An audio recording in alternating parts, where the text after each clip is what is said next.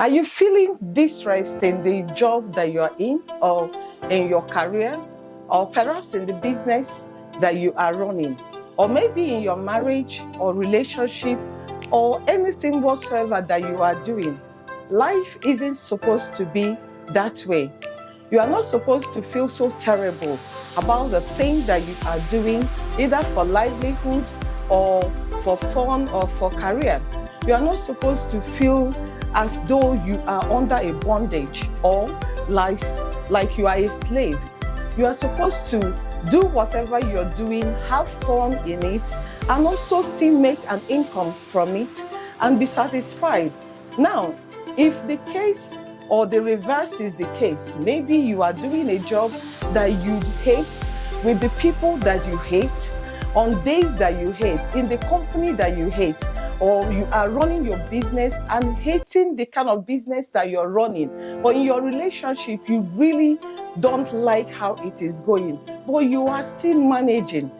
One thing is sure, there is something that is making you to still remain in that job, in that business, at least running it the same way you're running it, or still remain in that relationship you're in. Change, they say, is constant.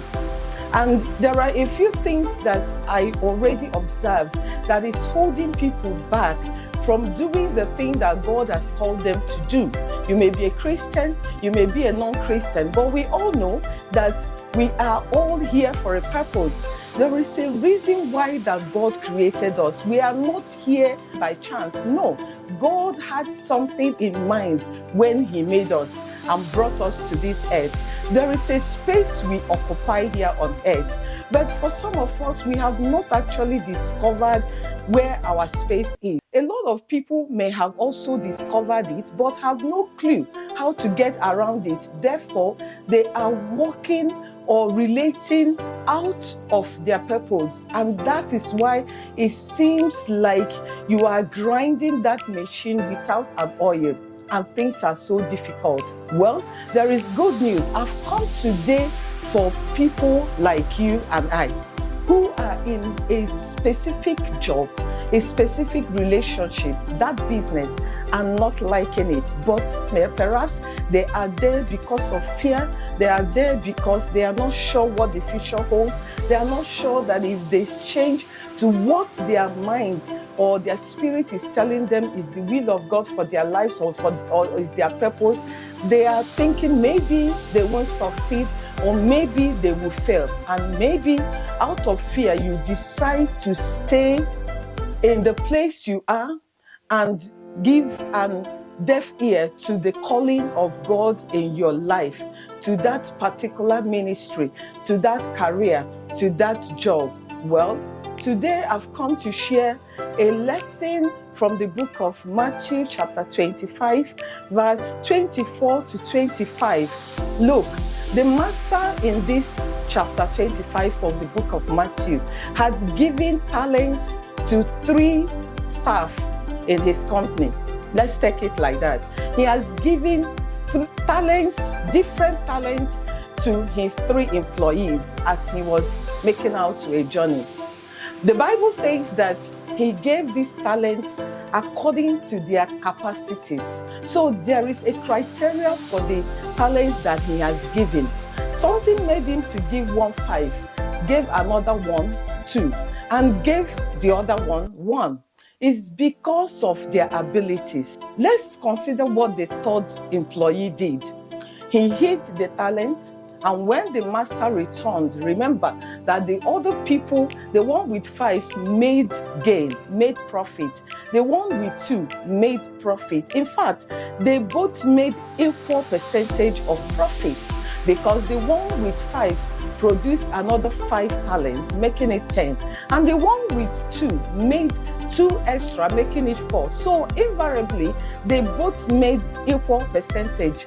They made 100% of what they were given. But the one with 1 did not do anything. Now, let's consider what the master thinks is the reason. He called him a wicked, a lazy servant. So this servant is lazy, perhaps callous, and wicked also. Well, let's consider the reason that the servant gave that made him to hide the talent that the master gave him. Some people have this opinion that it's because he's won, others were given more, and some other school of thoughts. But let's just consider what the scripture said. In the absence of nothing else, the Bible said that the servant gave a reason. That the reason he gives the talent is because his master, he found him to be a very strict man who reaps where he did not sow. So I'm wondering what he had in his mind when he was making this assertion. Because the master had sown. If someone had invested something, 5 talents, 2 talents, and 1, he has sown in something. He's not reaping where he did not sow. So that was a misconception. Another reason he gave is because he was afraid. Now, let's take them one by one. For someone who God has called and is sitting on their talents, on that gift that God gave you, on that passion that God gave you, it could be to go and help people that are in pain. It could be for you to go out there and help children. It could be to help the elderly. It could be to help ministers of God. It could be to go out there and meet the unsaved. It could be anything. If you are not out there doing it, it could be one of these things that are the reason why you are not doing it. And today we want to learn a lesson from the scriptures, and perhaps it may help you to go out there and do what God has called you to do, had assigned you to do as a person. In fact, this is going to give you fulfillment in life and satisfaction. So it's not just doing it for God, you are also doing a favor to yourself. Number 1 is the mindset. He considered his master to be a bad man who reaps where he didn't sow. Is this a good mindset? No, it's a negative mindset, because what he was thinking is not true. It's not the reality. The reality is that his master has sown and should expect some profit from what he has sown. And he had the mindset that this man is bad.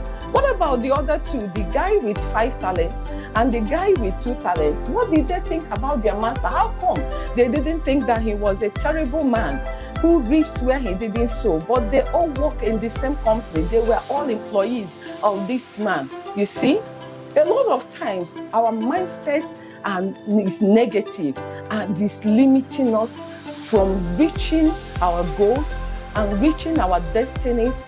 And because we think, for some people it may be they think, God must be very terrible. God maybe God doesn't like me. He gave this person a lighter burden or a lighter assignment, and look at what he gave me. Or maybe God gave this person something really huge, something that will bring recognition or something, or that will bring profit to that individual. But look at what he gave me. He gave me an assignment that nobody is going to see me, nobody is going to know me, nobody is actually going to do anything for me by this assignment. It could be such mindset that is keeping you there and making you to remain in a place that God has not called you. Therefore, it seems like you are grinding. Now, let's look at the second one, fear. The servant said he was afraid. It could be that you are afraid of what will happen. It could be that you worry too much. If I step out now to enter into my assignment, the reason that God has made me, will I be able to feed my family? Will I make enough money to pay my bills and take care of my financial responsibilities? Will people laugh at me? Maybe you are afraid that you're going to fail along the line, that it may not work, or all sorts of things. Maybe you're afraid that people will say, what qualifies you? Who qualified you? What is your qualification to step into this assignment? All of these, the scriptures is trying to teach us today that none of them is a basis for us not to take up our assignments, that we should step out in faith, that the God who has called us is the one that will qualify us, that has actually qualified us. And it is not by our strength, that is just by the grace of God that we are going to fulfill that assignment. All God is wanting for us to step into that assignment is for us to be willing and be committed to it, and just follow his instructions. And each step of the way where we don't know what to do, to ask him, because he is the owner of the assignment. He is the owner of the company. He knows exactly what an assignment he has given us entails. He knows our job descriptions. He only wants us to follow it. So today, I urge you to follow your job description. Step out in faith, remove fear, and deal with every negative mindset you have that is stopping you from going out to become that coach, to become that minister of the gospel, to become that minister to the women, to become that minister to those children in need, to go and do that particular assignment, whether in your eyes big or small, that God has given you. Step out in faith. It is God that is the owner of the assignment. He will help you. He will make a way. He's going to provide all that you need for you to fulfill that assignment. Yes, a lot of times it may be that you will have to step out in faith and it looks like you are still afraid. That's okay. That's okay. Some people had stepped out even in fear, but because they made a commitment, because they took a step of faith, God entered in the middle of it and helped them. And even if you did not have fear, and in the middle of it, things start going the way you didn't plan or didn't anticipate, and then fear comes in. Remember in the scriptures, when Peter walked on water and he became afraid, he put on his senses and became afraid. What happened? Jesus stepped in and rescued him. So even if along the line it looked like you can't do this, it's too difficult, you can't afford it, so many things, remember that Jesus, God who is the owner of the assignment, who had sent you, will come to rescue you. Just follow the script, follow the job description, and you will be fine. Well, today, I hope that this lesson from the book of Matthew chapter 25 had helped you to understand that now, today is the time for you to get up and stop sitting on that assignment and step out by faith to go and become exactly who God has called you to be. Fulfill your purpose and your destiny. If for any reason you don't actually know what your purpose is, now is your opportunity. You can make contacts, you can get yourself a coach, you can get in touch with us, send a message across to an email that you will see below, or to go to our social media, send a DM, and we will get in touch and arrange a meeting, a session that will help you, take you through discovering what your purpose is. Because when you do, your life is going to turn around for good. Once you step into your purpose and start doing exactly what God had brought you here for, you will discover that you will have satisfaction, you will have fulfillment. And on top of that, you are still going to get every other thing that you're pursuing, be it influence, be it income, be it making an impact, whatever it is, you are still going to become all of that. You will have a lot of worth to yourself, you will have wealth, and you are going to become a wholesome human being, a wholesome woman, and your life will never be the same because you will become a fulfilled woman. Now, doesn't that sound good? I want you to take advantage of this video that you're watching. Let it be a reminder today to you. Let it be something that will prompt you. Let it be an inspiration to you to get up and fulfill your purpose. And until next time, I'm going to say a big thank you for watching, and I'll see you in the next video. Bye-bye. Bye.